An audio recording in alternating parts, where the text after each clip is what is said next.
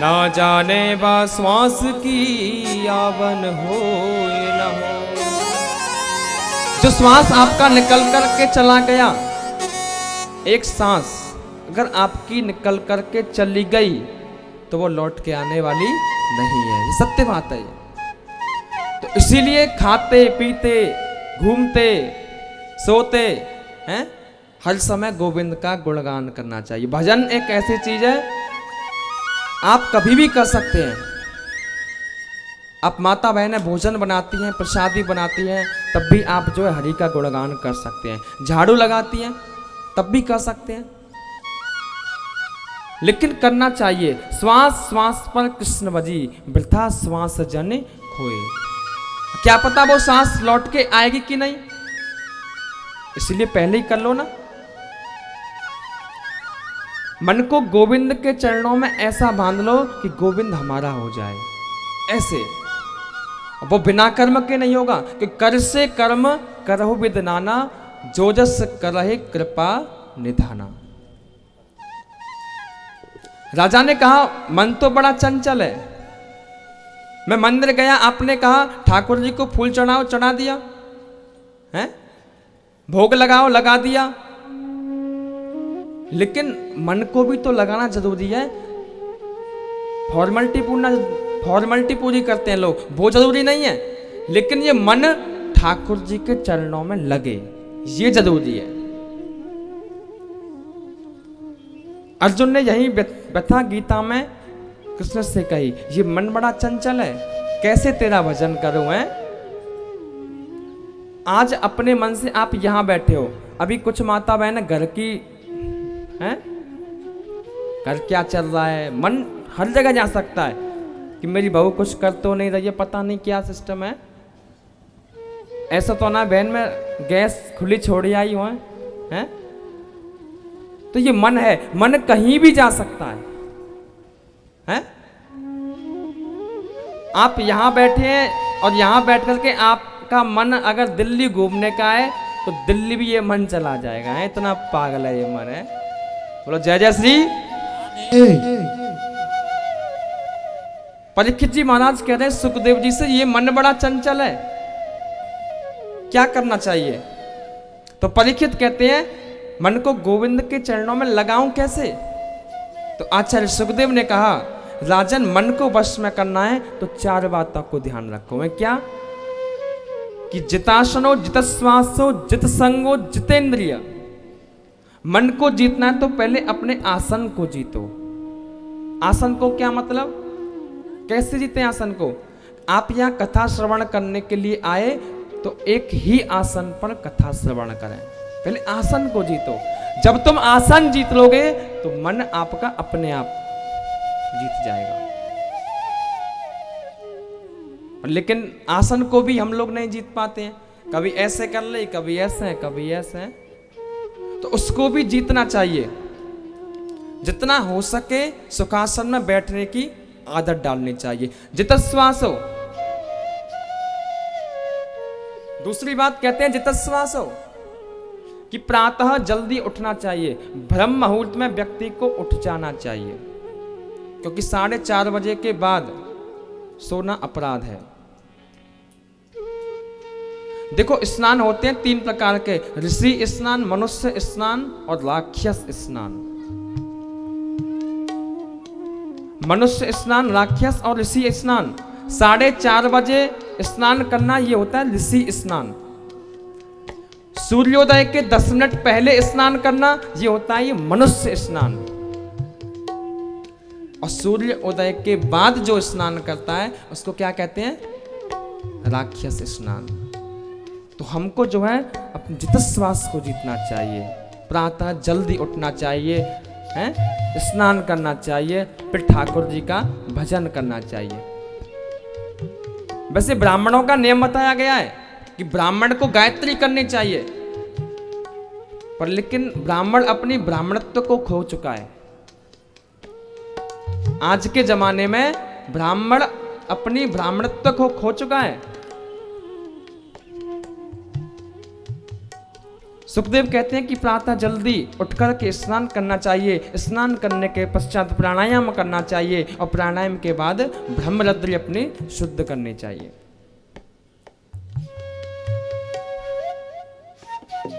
पहले जब लोग उठते थे बिस्तर पे से तो क्या करते थे, स्कूलों में बताते हैं कि कराग्रे बसते लक्ष्मी कर मध्य सरस्वती करमूलेत गोविंदा प्रभाते कर दर्शनम।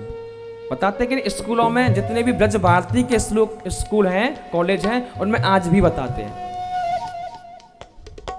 सबसे पहले उठो, धरती को प्रणाम करो, फिर अपने हाथों की रेखाओं को देखो कि ये मेरे हाथ की रेखाएं शुद्ध हों। लेकिन आज की डेट में कोई ऐसा नहीं करता है, बहुत कम लोग मिलेंगे, 100 में से 10% ऐसे हैं। परीक्षित जी को बता रहे सुखदेव जी महाराज, बड़ा सुंदर प्रसंग है। देखिए मैं आपको एक बात बता देता हूं, माँ बाप की आंखों में से 2 बार आंसू आते हैं। ध्यान से सुनना, माँ बाप की आंखों में से 2 बार आंसू आते हैं। और कब आते हैं?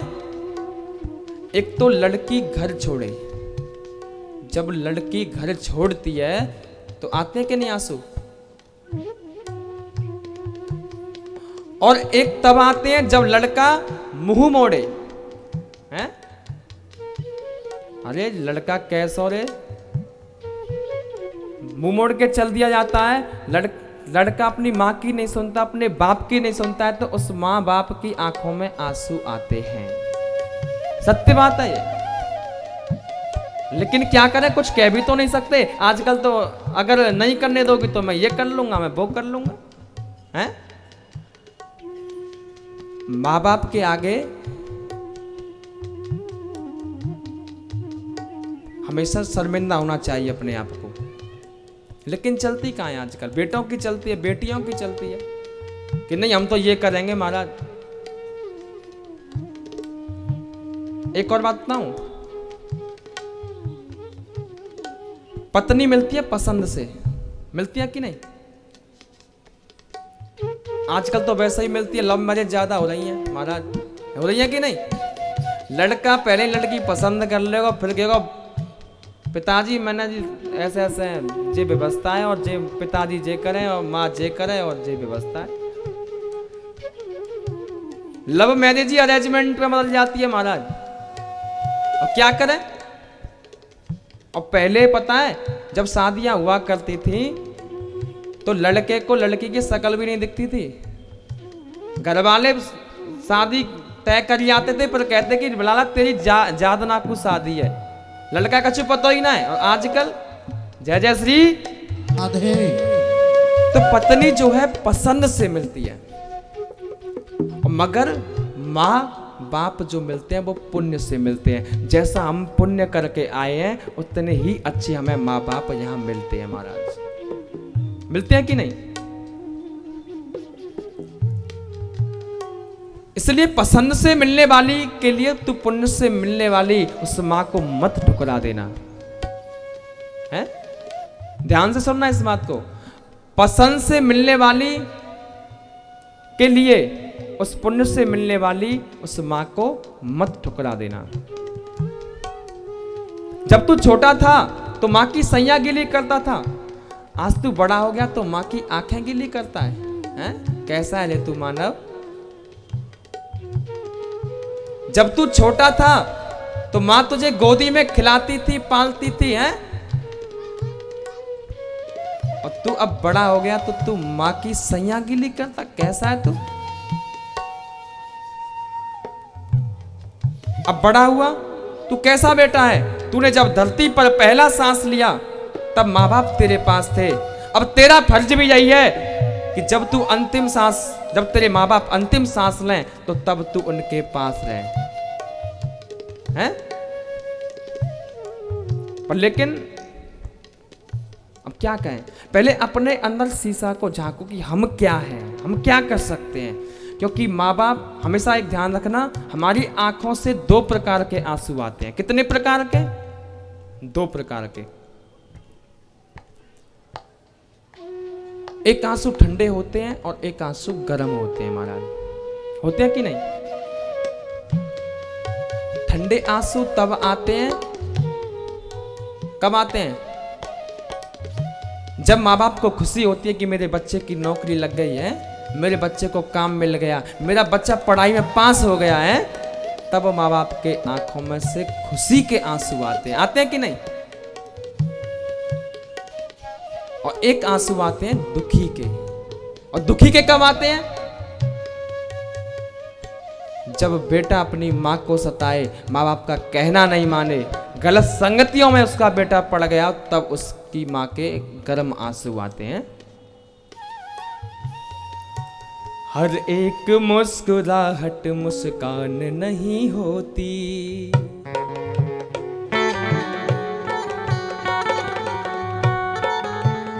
सुना है आपने ये? किस किसने सुना है? हाथ खड़ा कर लें। अरे सबने सुनो तो। अरे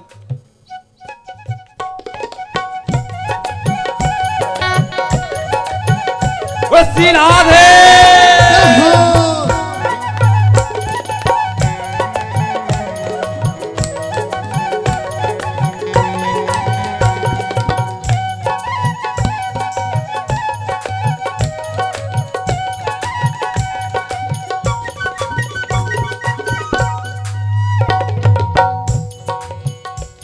हर एक मुस्कुराहट मुस्कान नहीं होती,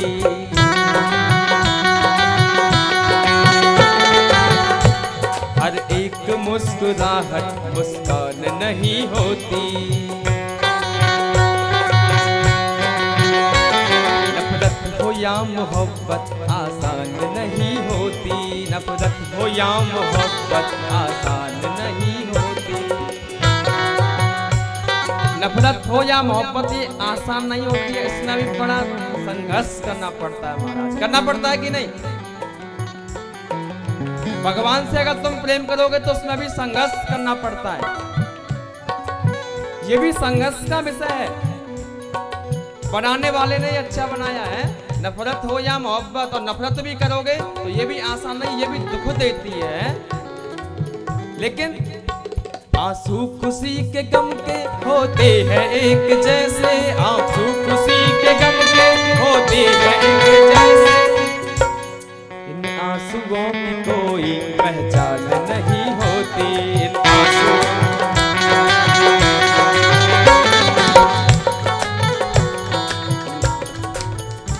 आंसू खुशी के और गम के, आंसू तो एक जैसा ही होता है ना, आंसू में बदलाव नहीं होता है। आंसू कैसा भी हो वो तो एक ही रहता है, खुशी के हो या गम के हो। आंसू खुशी के या गम के होते हैं एक जैसे, इन आंसुओं की कोई पहचान नहीं होती। श्री राधे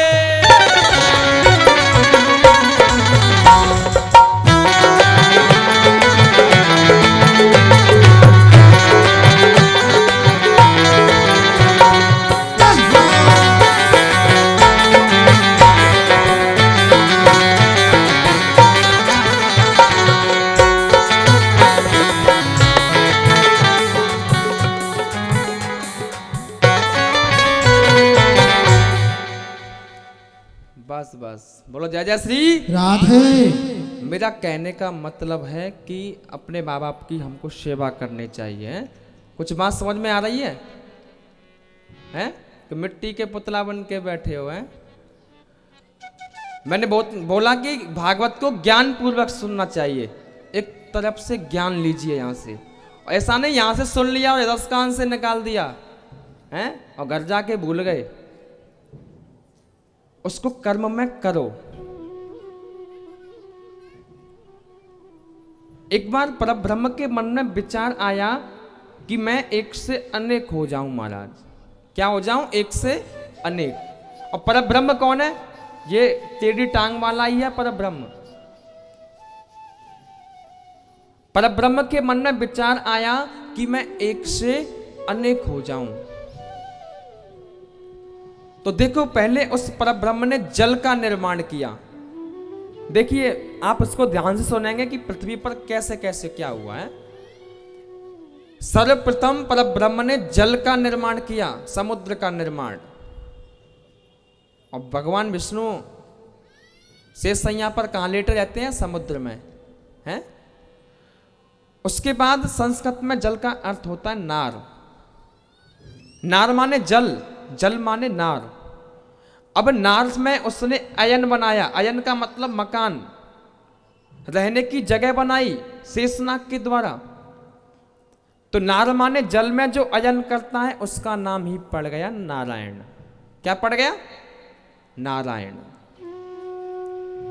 लेकिन नारायण ने सोचा कि मैं तो अकेला हूं, मुझसे अनेक भी होने चाहिए और भी होने चाहिए। तो उन्होंने क्या किया? नारायण की नाभि से एक सुंदर कमल का फूल निकला। और फूल जैसे ही निकला तो फूल के ऊपर 4 मुख वाले ब्रह्मा जी का प्राकट्य हो गया। और ब्रह्मा जी 10 दिशाओं में घूम रहे हैं, कहीं ऊपर जाएं, कहीं नीचे जाएं, कहीं ऊपर कहीं नीचे। उनको ये नहीं पता चल रहा है कि मैं यहां आया कैसे। और ब्रह्मा जी कमल नाभ के तंतु में प्रवेश कर गए। अब नीचे जाएं और ऊपर जाएं। स्पर्शेषु यषोडश में कविशम निष्किंचनानाम नृपयत धनम विदु। ब्रह्मा जी को 2 वर्ण सुनाई दिए। और 2 वर्ण कौन कौन से? त और दूसरा प। कि तपस्या करोगे तो पता चलेगा कि तुम कहां से आए हो। तपस्या करो। और जैसे ब्रह्मा जी ने तपस्या की तो उनका मेरे ब्रह्म पर ब्रह्म का दर्शन हुआ, नारायण का दर्शन हुआ। और नारायण भगवान ने ब्रह्मा जी का हाथ पकड़ लिया और कहा, आज से मैंने तुम्हें विधाता बना दिया, जाओ तुम सृष्टि का वर्णन करो। भगवान ब्रह्मा ने कहा, भगवान थोड़ा सा ऐश्वर्य पाने के बाद जीव अभिमानी हो जाता है। सारी दुनिया का मालिक आप मुझे बनाते हैं, मुझे अभिमान हो गया तो। देखिए जब ऊंट होता है ना, जब तक वो पहाड़ के नीचे नहीं आ जाता तब तक उसको पता नहीं, यही सोचता है कि मैं ही सबसे बड़ा हूं। ब्रह्मा जी की प्रकट हुए नहीं और अभिमान पहले से ही आ गया। ये अभिमान बहुत खराब चीज होती है महाराज। और परमात्मा ने क्या किया? विषय उसको ज्ञान न हो तो वो समझे मैं तो कुछ भी नहीं हूं। और भगवान ने 4 चतुश्लोकी भागवत का पाठ मंत्र दे दिए। कौन कौन से? अहमे बा समय बाग्रे नान्यध्य सत्परम पश्चात हम यदि तच्च यो वशिष्येत सोष्मे हम ऋतेत प्रतीयेत न प्रतीयेत चात्मनि तदिद्वादात्मनो मायाम यथा मायो तथाष्टमम। परमात्मा श्री नारायण कहते हैं, ब्रह्मा ने सारी सृष्टि में केवल मैं ही था और सृष्टि के बनने के बाद भी मैं ही हूं और बिगड़ने के बाद भी मैं ही रहता हूं, क्योंकि तापत्रय विनाशाय श्री कृष्णाय वयम नमः। जो तीनों प्रकार के तापों का उन्मूलन करते हैं, विनाश करते हैं, वही तो है। जैसे आपके पास एक सोने की ईंट है, ध्यान से सुनेंगे, आपके पास एक सोने की ईंट है और सोने की ईंट को ली तुमने और उसके 50 टुकड़े किए। अब 50 टुकड़े करके एक के कुंडल बनाए, एक का हार बनाया, एक के बाजूबंद बनाए, एक की अंगूठी बनाई हैं? एक सोने की ईंट और नाम कितने पड़ गए? कई। और फिर क्या किया? उनको एक ओखली में लिया और उनको कूटना शुरू कर दिया। मतलब बनने के बाद वो कई नामों में परिवर्तित हो गए और लेकिन बिगड़ने के बाद वही ईंट से रह गई। इस प्रकार दुनिया में सबसे पहले नारायण थे और बनने के बाद भी नारायण ही है और जो शेष बचता है वो भी नारायण है। संसार में जो चीज नहीं है वो दिखाई नहीं देती तो भगवान कहते हैं वो मेरी माया है, माया समझो उसे। यथा महांत भूतानि भूते सूचा बचेस्वनु। प्रविष्टान्य प्रविष्टानि तथा तेषु न तेष्वहम्। कहते हैं कि पृथ्वी, जल, तेज, वायु, आकाश, इन 5 तत्वों से दुनिया बनती है। कितने तत्वों से? 5। पृथ्वी, जल, तेज, वायु और आकाश। तुलसीदास जी ने भी रामायण में कहा है कि क्षिति जल पावक गगन समीरा, क्षिति जल पावक गगन समीरा, क्षिति जल पावक गगन समीरा, क्षिति जल पावक गगन समीरा, पंच रचित अति अधम शरीरा,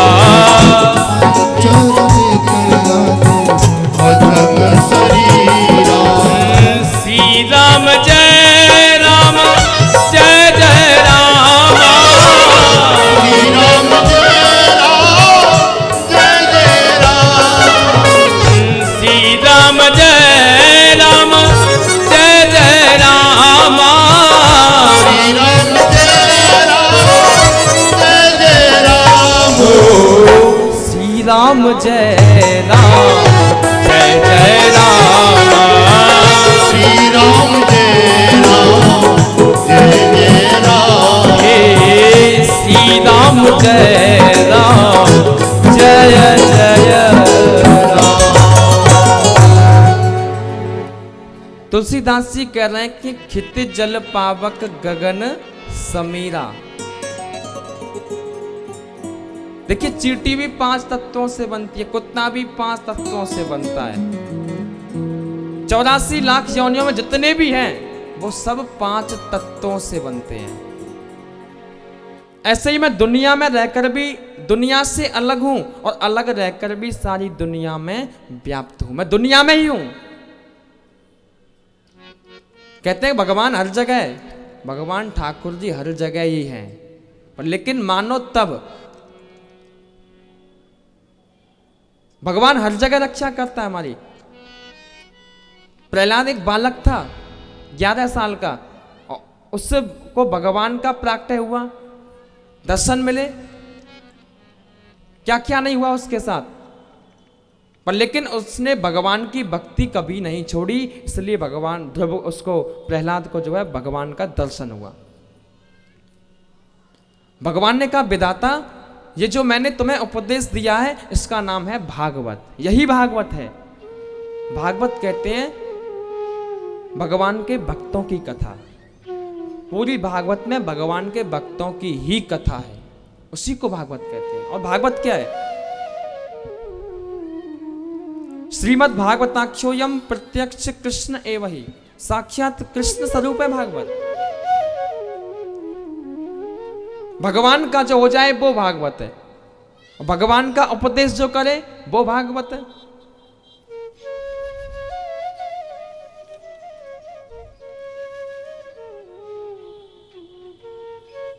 ब्रह्मा जी बोले, क्या वो दिन में 4 बार नहाता है कि उसको ही भगवान मिलते हैं? कि नहीं, भगवान ये नहीं देखते कि आप कितनी बार स्नान करते हैं, भगवान ये नहीं देखते कि तुम कौन सी जात से हो, कुछ नहीं देखते। भगवान सबका है। विदुर जी कौन थे? विदुर जी के यहां विदुरानी के हाथ से केले के छिलके खाए ठाकुर जी ने। क्या खाए? केले के छिलके। अब बताओ, मतलब कदली जो फल है उसको विदुरानी अलग फेंकती जा रही हैं, और जो केले के छिलके हैं उनको जो है हमारे ठाकुर जी को खिला रही हैं। तो भगवान ये सब चीज नहीं देखता। भगवान बस यही देखता है कि मेरा भक्त कैसा है, क्योंकि भगवान कहते हैं कि भाव का भूखा हूं मैं, और भाव ही एक सार है, और जो भाव से भजता है मुझे भव से बेड़ा। जय जय श्री राधे।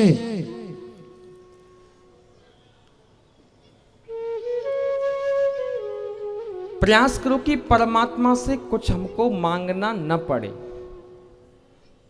मांगना तो किसी से भी कुछ नहीं चाहिए, क्योंकि मांगने से हमारा आत्मबल है वो कमजोर हो जाता है। क्या हो जाता है? आत्मबल कमजोर। परमात्मा से केवल यही प्रार्थना करो, मुझे देना पड़े, लेना किसी से नहीं पड़े। मुझे किसी से जीवन में कुछ नहीं चाहिए, मुझे तो केवल तेरी भक्ति चाहिए। गोविंद के आगे झोली फैला करके देखो तो सही। आचार्य सुखदेव कहते हैं कि मैं ऐसा मानता हूं कि एक बार भी जिसने अपने मन को श्री कृष्ण के चरणों में लगा लिया, तो मैं ये कह रहा हूं कि यमराज के भी वो दर्शन नहीं कर सकता। ये सत्य बात है। और लेकिन लगेगा कैसे भाई? सांसारिक कर्मों में अपनी वासना लिप्त होती जा रही है, मन है ही नहीं भाई। उसके लिए भी तो हमको मन चाहिए ना, मन होगा तभी तो लगेगा। कहने का मतलब यह है कि मन कैसे भी गोविंद के चरणों में लग जाए बस। एक सुंदर कथा आती है यहां पर। देखिए, एक पंडित जी थे। उन पंडित जी का नाम था अजामिल। क्या था? अजामिल। बड़े विद्वान, बड़े सुशील, कर्मकांडी, ज्ञाता, एकदम तेजस्वी। अजामिल को शास्त्रों का बोध है, शास्त्रों का ज्ञान है, लेकिन क्या हुआ? ये मन बिगड़ गया। क्या बिगड़ गया? ये मन। हमारे मन में काम को प्रवेश करने के दो मार्ग हैं महाराज। कितने मार्ग हैं? दो। आंखें और कान। इसी के जरिए हमारे अंदर काम प्रवेश होता है। कानों से अगर आप गंदा नृत्य संगीत सुनेंगे तो कानों के माध्यम से काम का प्रवेश होगा। आंखों से गंदा विचित्र दृश्य देखेंगे तो मन में काम प्रविष्ट होगा। तो आंखों पर, कानों पर जिसने काबू पा लिया वो ग्रस्त जीवन में रहकर भी परम संत है महाराज, परम संत है।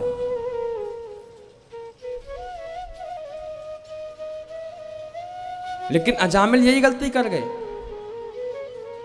अजामिल में सभी गुण विद्यमान हैं, लेकिन एक दिन अपने नित्य कर्म से निर्व्यक्त होकर के लौट रहा था अजामिल। तो आज अजामिल ने किसी वैश्या को किसी पुरुष से संबंध करते देख लिया और उस गड़का को देखते ही अजामिल के मन में काम प्रविष्ट हो गया महाराज। उस गड़का को जाकर बोला कि देवी मेरे घर चलो, मेरे घर अनंत संपत्ति है। भाई गड़का को तो धन चाहिए केवल। अब वो अजामिल के घर आ गई और घर में प्रवेश करते ही बोली कि ये कौन है? अजामिल बोला ये मेरी पत्नी है और ये मेरा बेटा है। गड़का बोली ये यदि अगर यहां रहेंगे तो मैं नहीं रह सकती, मैं सच बताती हूं मैं। अच्छा।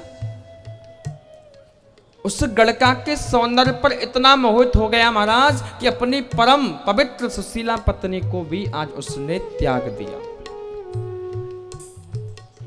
व्यक्ति का व्यक्तित्व कभी चमड़े से नहीं निकलता, आचरण की पूजा होती है। परमात्मा कभी ये नहीं देखता कि आप गोरे हैं कि काले हैं, आप सांवले हैं, ये नहीं देखता।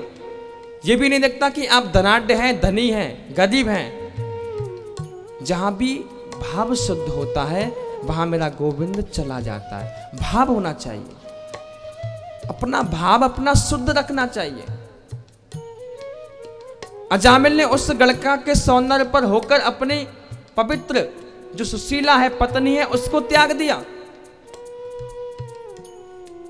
और अब उसके संबंध में अजामिल की वृत्ति और मन दोनों ही बिगड़ गए।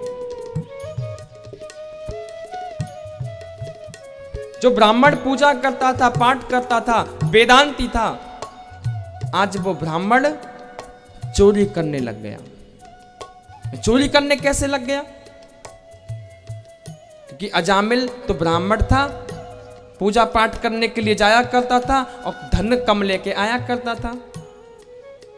गड़का बोली मुझे ज्यादा धन चाहिए, मैं कैसे भी लाओ, चोरी करके लाओ, डकैती करके लाओ, कैसे भी लाओ, फिर लेकिन लाओ। अब वो ब्राह्मण जो है चोरी करने लग गया। धीरे धीरे चोरी की प्रवृत्ति बढ़ गई महाराज। चोरी करते करते डाका डालने लग गया और डाकू अजामिल के नाम से आज वो जाना जाने लगा। वो किसके नाम से? डाकू अजामिल। और उस गणका के माध्यम से 9 पुत्र हुए। कितने हुए? 9। लेकिन कौन उसे सुधारे? हैं? अधर्मी को सुधारने का केवल एक ही उपाय, भक्ति करना प्रभु की। उस गणका के माध्यम से 9 पुत्र हो गए। लेकिन अजामिल क्या करे? अजामिल तो जो है डाका डालने लगे, चोरी करने जाने लगे और धन कमा करके उस गणका को दे दिया करता। पर लेकिन ठाकुर जी ऐसे को भी तार देते हैं, कुछ ना कुछ उपाय कर ही देते हैं उनका भी। क्योंकि ठाकुर जी जानते इसने अपने पुण्य जन्म में पहले जो है इसने अच्छा किया है, तभी तो इतना ब्राह्मण कुल में जन्म लिया, इतना पुण्य किया। एक दिन क्या हुआ, कुछ संतों की मंडली श्रीधाम वृंदावन से आ रही थी। और पहले संत पैदल चलते थे और पूरी मंडली रहती थी। उनमें से एक महंत जी, बाकी सब शिष्य रहा करते थे। और वे सब बैरागी संत हैं और श्रीधाम वृंदावन से जा रहे हैं और जाते जाते कीर्तन करते हुए जा रहे हैं, श्री कृष्ण गोविंद हरे मुरारे, हे नाथ नारायण वासुदेवा। और श्री राघवेंद्र का मंगलमय कीर्तन करते जा रहे हैं। भाई संत मैंने आपको बताया कल, परिक्रमा में कहीं भी कहीं जाएं तो भगवान का कीर्तन करते जाएं। ये नहीं कि है? मैंने बहुत से लोगों को देखा है कि परिक्रमा में 2-4 की मंडली जाती है और बातें करते हुए जाते हैं, हैं? ए बहन जीते रहो ऐसो और जीत है? अरे इनसे क्या फायदा है? कुछ भी नहीं। तुम भगवान की परिक्रमा के लिए आए हो तो कम से कम भगवान का भजन तो करो। हिंदू अपनी संस्कृति को खो बैठा है, लेकिन विदेशी लोग हैं ना, वो हमारी संस्कृति में आ रहे हैं। वृंदावन जाके देखो, मैं झूठ नहीं बोल रहा हूं, आप वृंदावन आओ, मैं दिखाता हूं आपको। वृंदावन में विदेशी कम से कम 4-5 हजार रहता है। और वो जब परिक्रमा लगाता है ना, जो जींस पैंट पहनने वाली लड़की, वो वृंदावन आकर के साड़ी पहनती थी। क्या पहनती थी? क्योंकि साड़ी में हमारी सांस्कृतिक संस्कृति दिखाई देती है। साड़ी में हर महिला को साड़ी पहननी चाहिए, हर लड़की को साड़ी पहननी चाहिए। लेकिन पता नहीं धर्म बिगड़ रहा है, संस्कृति बिगड़ रही है, हम ही आप लोग बिगाड़ रहे हैं। लेकिन क्या करें, कोई मानता है कोई नहीं मानता, हम भी तो कुछ नहीं कह सकते। वृंदावन में जो व्यक्ति परिक्रमा लगाता है तो झोली माला गौमुखी लेकर के भजन करते चलते हैं, किसी से बात नहीं करते, राधे राधे राधे राधे राधे राधे। तो इसीलिए जब परिक्रमा में जाओ, कहीं भी जाओ, तो ठाकुर जी का भजन करते जाओ, ये सत्य बात है। ऐसे श्री राघवेंद्र का मंगलमय कीर्तन करते हुए संत मार्ग से जा रहे थे। उसी मार्ग में अजामिल का गांव पड़ गया महाराज। और संतों का चित्त बड़ा सरल होता है, बहुत कोमल होता है, हैं? ये महात्मा के लक्षण होते हैं। अब अजामिल के गांव जैसे ही पहुंचे तो एक संत ने किसी व्यक्ति से मार्ग पूछा, अरे भैया हम 25 आदमी हैं, क्या कोई ऐसा भक्त इस गांव में है कि हमारी व्यवस्था कर दे? ऐसे ही पड़ोसी से पूछा, और पड़ोसी तुम जानते हो होते कैसे हैं? मैं चिंता मत कर, बहुत अच्छा भक्त है, भगवान की दिन भर पाठ पूजा करता है, तू चिंता मत कर, बढ़िया सेवा करेगा तेरी। अच्छा, मैं चिंता मत कर, तुझे दान दक्षिणा भी बहुत हाई फाई देगा। पड़ोसी कह रहा है इस बात को और कह दिया कि जाओ उस अजामिल के यहाँ। अजामिल के यहाँ वो पूरी मंडली जाकर के चली गई। और जैसे ही अजामिल के घर गए तो वहां उस गड़का को देखा कि भैया ये अजामिल का घर यही है क्या? हाँ, अजामिल का घर यही है। अजामिल तो था नहीं घर, अजामिल तो चोरी करने चला गया। संत बोले, बेटी हम जो है 25 आदमी हैं, वृंदावन से आए हैं और किसी व्यक्ति ने बताया कि आपका अजामिल जो पति है वो बहुत ही संतों पर कृपा करता है। मैं किसने बता दिया तुम्हें? किसने बताया? कि आपके पड़ोसियों ने बताया। महाराज क्या कहते हो? वो एक नंबर के डाकू है, चोर है। अच्छा, आप यहां से जाइए, आपको कुछ नहीं मिलेगा। अब जैसे ही संत जन वहां से चलने को उत्कट हुए, तुरंत उस गड़का का माहौल बदल गया, मन बदल गया उसका। बोले, प्रभु मैं आपको भोजन बना के नहीं दे सकती, आप एक काम कर सकते हैं। मैं क्या? मैं आप एक ये काम कीजिए, मैं आप ये जो सामने वट का वृक्ष है, आप वहां पे अपना आसन लगा लीजिए। अब आप आराम से बैठिए और मैं आपको सूखी सामग्री दे देती हूँ, और सूखी सामग्री दे देती हूँ और आप बना लेना। मैं ठीक है। और जो है सूखी सामग्री उन संतों को आज उस गड़का ने दे दी। और वो भक्तजन संत जन जो है बढ़िया दाल बाटी चूरमा का भोग लगाया ठाकुर जी का और स्वयं पाने लग गए। और जैसे ही पाने लगे इसी समय अजामिल आ गया महाराज। अजामिल बोला, ये संत जन मेरे यहाँ कैसे? इनका क्या काम संत जन का है? ये संत जन मेरे यहाँ आ कैसे गए? तो गड़का बोली कि मैंने ही इनको रखा है, कोई बात नहीं। और वो पत्नी से बहुत डरता था अजामिल। आजकल तो सभी डरते हैं, बहुत डरा करता था पत्नी से। मैं चिंता ना करो, कोई बात नहीं, मैंने इनको सूखी सामग्री दे दी है और ये अपना भोग लगाएंगे, अपना चले जाएंगे। मैं चलो कोई बात नहीं। अब महाराज वो प्रेम से पा रहे हैं और जैसे ही वो चलने के लिए हुए तो बोले, महाराज हम यहाँ से जा रहे हैं तो आप हमें आपका हमने भोजन पाया है तो आप हमें कुछ दक्षिणा देंगे कि नहीं? अजामिल बोला, अरे तू दक्षिणा की बात करता है सन?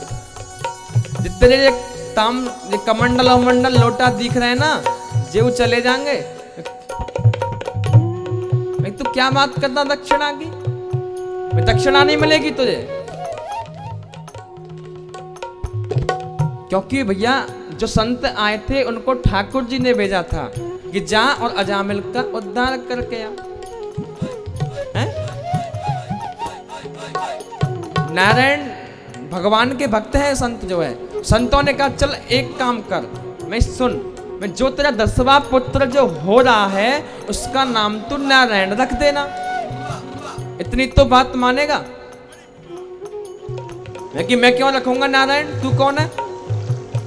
फिर पत्नी ने फिर उसको समझाया, मैं क्या जा रहा, नारायण नाम रख देना। देखिए भगवान का नाम ही अपने भगवान के नाम के ऊपर ही अपने बच्चों के नाम रखने चाहिए हैं? आजकल पहले देखो कितने नाम अच्छे उगते थे हैं? देवकी नंदन है, श्याम सुंदर, केशव, माधव, रसिक बिहारी, कुंज बिहारी, ठाकुर जी के नाम के ऊपर। क्योंकि अंत समय हमारे मुख से नाम नहीं निकलता ना। जन्म जन्म मोहे यतन कराई, अंत काल रघुवर आवत नाही। अंतकाल जब आता है तो राम का नाम नहीं निकलता। अरे कम से कम बेटे का नाम तो निकलता है। अगर ये बेटे का नाम नारायण लेगा तो इसकी मुक्ति हो जाएगी। भगवान के नाम मात्र से ही मुक्ति हो जाती है। अब क्या हुआ महाराज, उसने अपने बेटे का नाम नारायण रख दिया। और जैसे ही नारायण नाम रखा तो महाराज यम के दूत वो संत चले गए और यम के दूत वहां पर आ गए। भाई अजामिल का समय आ गया, उसने बड़े पाप किए, बड़े उसने पाप किए। अब तो महाराज जम के दूत जैसे ही वहां पर आए कि अजामिल चलो हम तुमको लेने आए हैं, और अजामिल के पास उसका बच्चा खेल रहा था नारायण, और जैसे ही उस नारायण को खेलते हुए देखा और पार्षद उसको ले जा रहे हैं, पार्षद उसको ले जा रहे हैं, और जैसे ही उसको लेने के लिए उत्कट हुए तो अजामिल के मुंह से निकल गया, अरे नारायण बचाओ, अरे नारायण बचाओ। और जैसे ही भगवान का नाम नारायण उस अजामिल ने लिया, उसी समय ठाकुर जी ने अपने पार्षद भेज दिए। ठाकुर जी के पार्षद वहां गए, ठाकुर जी के पार्षद आ गए। मैं कि तुम इनको नहीं लेके जाओगे। मैं क्यों? यमराज के पार्षदों से कह रहे हैं कि तुम इनको नहीं लेके जाओगे। अरे इसने इतने पाप कर्म किए, आप कहते हो इनको लेके क्यों नहीं जाएंगे? तो प्रभु के पार्षद कह रहे हैं अगर पाप किए तो क्या हुआ, इसने पुण्य भी तो किया है, अरे नारायण का नाम तो लिया है, हैं? इसलिए हम इसको लेने के लिए आए।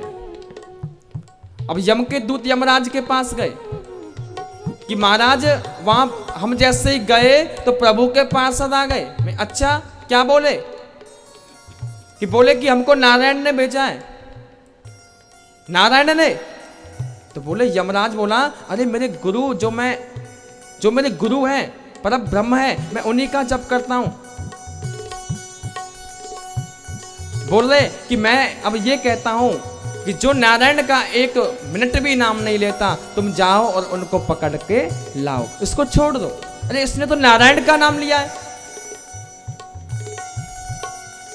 और ऐसे ही जो है भक्त अजामिल की मुक्ति हो गई, भगवान के धाम को चला गया। इसीलिए मैं कहता हूं कि भगवान का नाम जरूर लेना चाहिए, जरूर लेना चाहिए, भले 1 मिनट के लिए। ऐसे ही जो है अजामिल की यहाँ मुक्ति हुई और दुष्ट अजामिल भगवान के धाम को प्राप्त हुआ। बोलिए भक्त वत्सल भगवान की।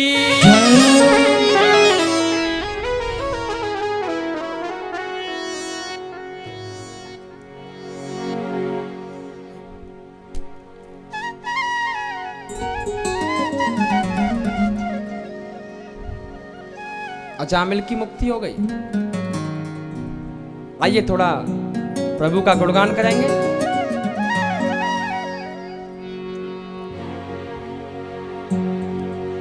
सारे संकट दूर करेगी, सारे संकट दूर करेगी, ये बरसाने बारी बजाओ। अरे बजाओ ये बात।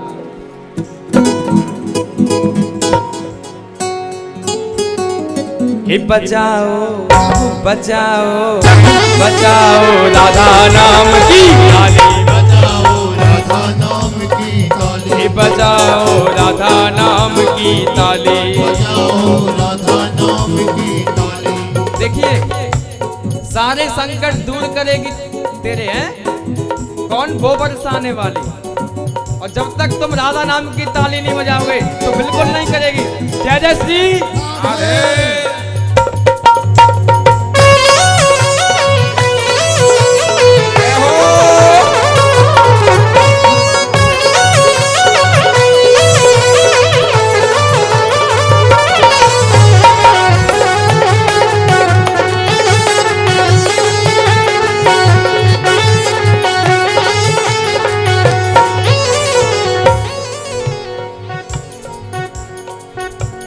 बजने दो।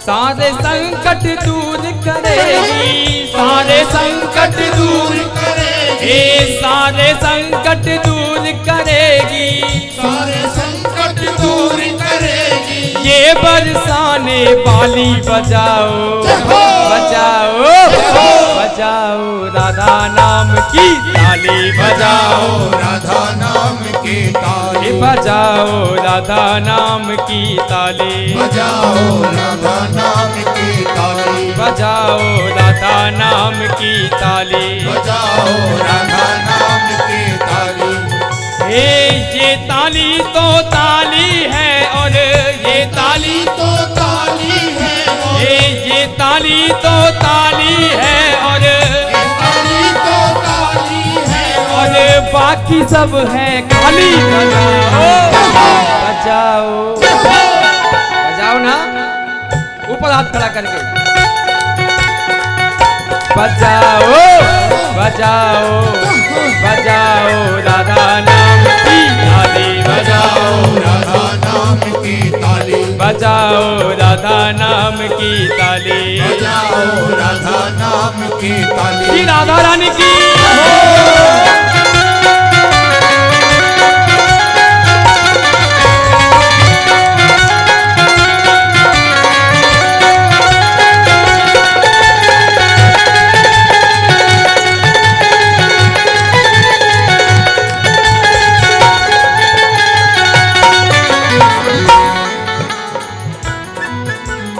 भजन को ध्यान से सुनेंगे तुम्हारे ही काम आने वाला है पूरी कथा में। इस ताली का कितना महत्व है महाराज है, ये तुम्हारे लिए ही बोल रहा हूं मैं। सृष्टि का आधार है राधा सृष्टि का आधार है राधा सृष्टि का आधार है राधा एक करुणामयी सरकार है राधा करुणामयी सरकार है राधा एक करुणामयी सरकार है राधा करुणामयी सरकार है राधा हे राधा नाम है जिस रसना पर राधा नाम है जिस रसना हे राधा नाम है जिस रसना पर राधा नाम है जिस रसना हे उसने भक्ति पाली बजाओ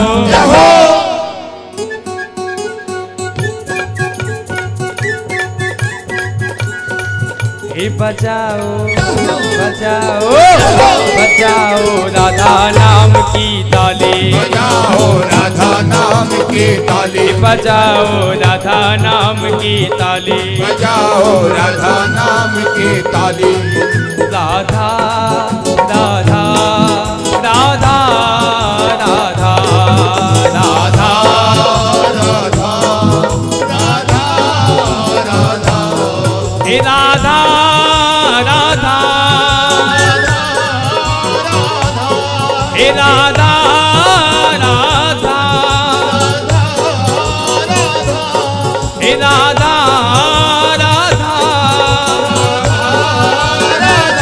हे राधा राधा राधा राधा श्री राधे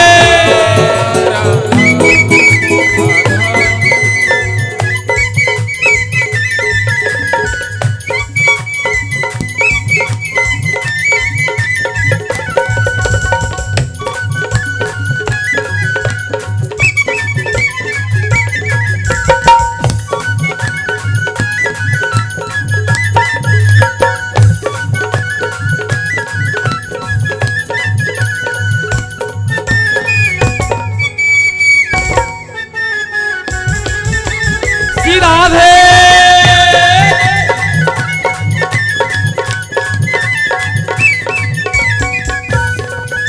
ये प्रेम सुधा बरसाने वाली प्रेम सुधा बरसाने वाली प्रेम सुधा बरसाने वाली प्रेम सुधा बरसाने वाली करुणा रस छलकाने वाली करुणा रस छलकाने वाली प्रेम सुधा रस बरसाने वाली राधा रानी कैसी है?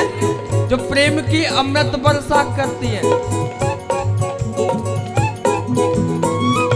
और जब तक मन नहीं होगा उस प्रेम में तो प्रेम किसी काम का नहीं प्यारे हैं।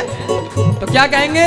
प्रेम सुधा बरसाने वाली, प्रेम सुधा बरसाने वाली, प्रेम सुधा बरसाने वाली, प्रेम सुधा बरसाने वाली, करुणा रस छलकाने वाली, करुणा रस छलकाने वाली, करुणा रस छलकाने वाली, करुणा रस छलकाने वाली, तन मन शीतल कर जीवन में, शीतल कर जीवन में, तन मन शीतल कर जीवन में, शीतल कर जीवन में, और भर देगी खुशहाली। बजाओ।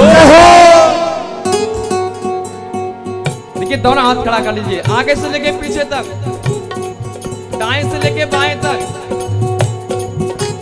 क्या कहेंगे? बजाओ बजाओ बजाओ राधा नाम की ताली, बजाओ राधा नाम की ताली, बजाओ राधा नाम की ताली, बजाओ राधा नाम की ताली। ये ताली तो ताली है और ये ताली तो ताली है, ये ताली तो ताली है और ताली तो ताली है और बाकी है सब खाली। बजाओ। ये बजाओ ना। जब तुम ताली बजाते हो ना तो बड़ा आनंद आता है महाराज। तुम्हें भी आता होगा, जब मुझे आता है तो तुम्हें भी आता होगा। जब हम ताली बजाते हैं तो ये हाथ की रेखा है ना हमारी बदल जाती है, ये पाप जो है ना हमारे निकल के ऊपर आ जाते हैं और हाथ के माध्यम से ताली बजाते बजाते निकल जाते हैं। तो क्या करेंगे? बजाओ बजाओ बजाओ राधा नाम की ताली, बजाओ राधा नाम की ताली, बजाओ राधा नाम की ताली, बजाओ राधा नाम की श्री राधा रानी की।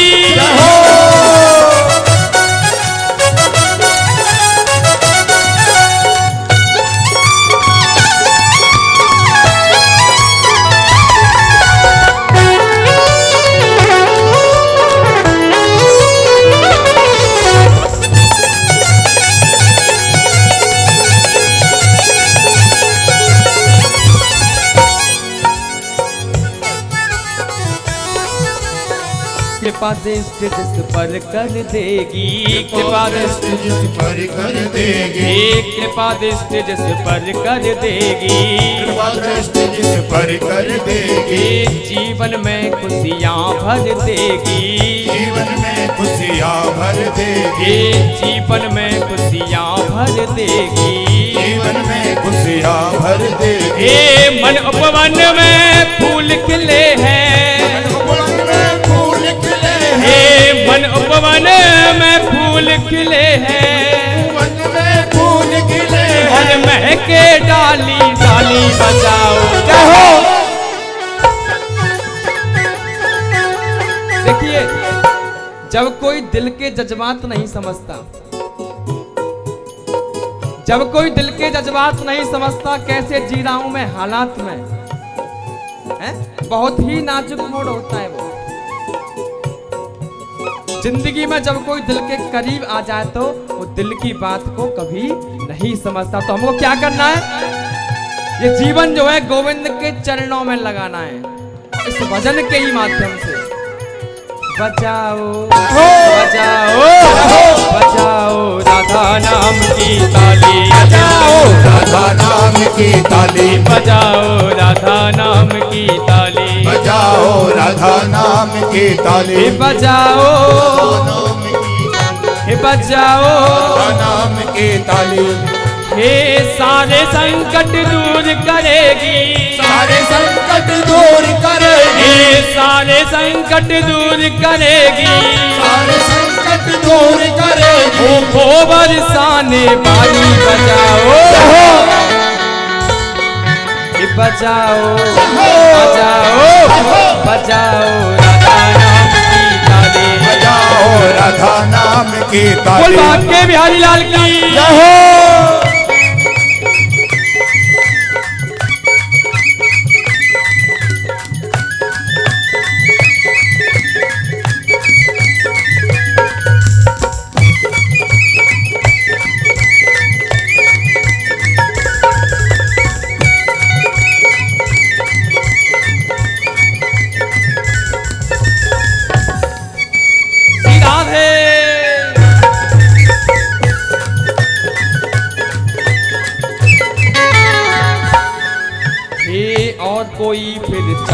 करे क्यों, और कोई फिर चाह करे हे और कोई फिर चाह करे क्यों, और कोई फिर चाह करे ये दुनिया की परवाह करे क्यों। दुनिया की परवाह करेगो। न तो हमें किसी की चाहत करनी है, न चाह करनी है कि हमें ये चाहिए हमें वो चाहिए है?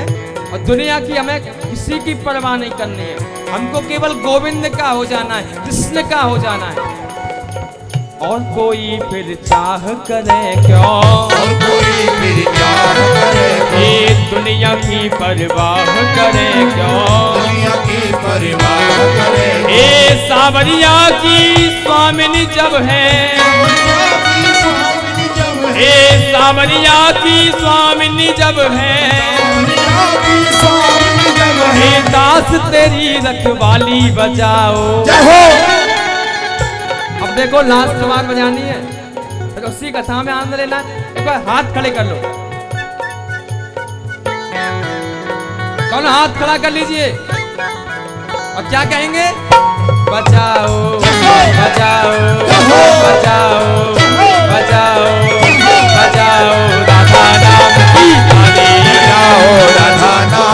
ताली, बजाओ राधा नाम की ताली, बजाओ राधा नाम की ताली, बजाओ राधा नाम की ताली, बजाओ राधा नाम की ताली, बजाओ राधा नाम की ताली, बजाओ राधा नाम की ताली, बजाओ राधा नाम की ताली, बजाओ राधा नाम की ताली, बजाओ राधा नाम की ताली, बजाओ राधा नाम की ताली, श्री राधा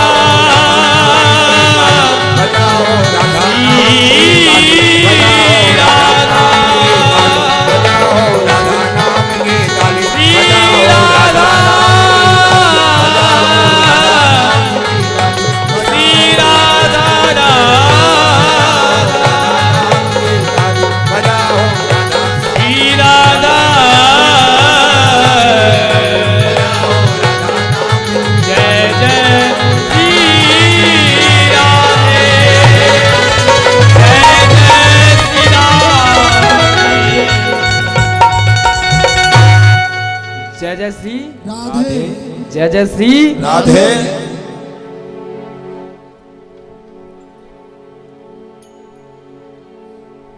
अजामिल ने केवल क्या किया, अपने बेटे का नाम नारायण रख दिया है। क्या रख दिया, नारायण। और नारायण रखने से ही उसको मुक्ति मिल गई, भगवान के धाम को चला गया। सुखदेव जी कहते हैं, राजन नारद जी ने तुम्हारे बाबा से कहा, आप ये ना समझना कि शिशुपाल की श्री कृष्ण से शत्रुता इस जन्म में, एक जन्म नहीं 3 जन्मों में भगवान श्री कृष्ण से दुश्मनी शत्रुता थी शिशुपाल की। देखिए पहले ये हिरण्यकश्यप था। कौन था, हिरण्यकश्यप। प्रहलाद को बहाना बनाकर इसने नारायण से द्वेष किया, प्रहलाद को एक जरिया बना लिया अपने पुत्र को ही, उसने नारायण से द्वेष कर बैठा। दूसरी बार यही शिशुपाल रावण बना, जो जानकी जी के बहाने राघवेंद्र से बैर कर बैठा है, शिशुपाल। और तीसरी बार इसने शिशुपाल बनकर मुक्ति पाली। युधिष्ठिर ने नारद जी से पूछा, प्रहलाद को बहाना बनाकर नारायण से कैसे द्वेष किया, ये आप हमें बताइए। तो परीक्षित बोले, मैं भी यह प्रसंग में आपको बहुत अच्छी तरीके से सुनाऊंगा। सुखदेव ने कहा, राजन सुनो, कल मैंने कथा कही थी कि हिरण्यकश्यप का छोटा भाई था हिरण्याक्ष। कौन था, हिरण्याक्ष। भगवान ने 12 रूप धारण कर हिरण्याक्ष का वध किया। अपने भाई की मृत्यु हो जाने से हिरण्यकश्यप के मन में बड़ा भारी द्वेष आ गया कि अपने भाई की मृत्यु का मैं बदला लेकर ही छोड़ूंगा। और अपने भाई का मृत्यु का बदला लेने के चक्कर में उसने नारायण से द्वेष पाड़ लिया। हिरण्यकश्यप की पत्नी का नाम है कयाधु, और कयाधु के 3 पुत्र हुए और चौथा अभी होने वाला है। हिरण्यकश्यप तपस्या करने के लिए चले गए और पत्नी से कहकर गया था कि वर्षों में मैं लौटूंगा, अपनी तपस्या में लीन है। और पीछे से क्या हुआ, इंद्र ने उसके 3 पुत्रों को मार दिया। इसलिए उसके मन में विद्वेष आ गया। लेकिन प्रहलाद के जीवन की क्या कहें, हैं? गोविंद से मिलने की लगन जिससे लग जाए, चाह जिससे हो जाए गोविंद से मिलने की, उसे संसार में कुछ अच्छा नहीं लगता, कुछ नजर नहीं आता। परमात्मा से मिलने की तड़पन जिसने अपने हृदय में जगा ली, उसको भी कुछ अच्छा नहीं लगता, क्योंकि ये तड़पन उत्तरोत्तर मन में अभिवृद्धि की प्राप्ति होती है।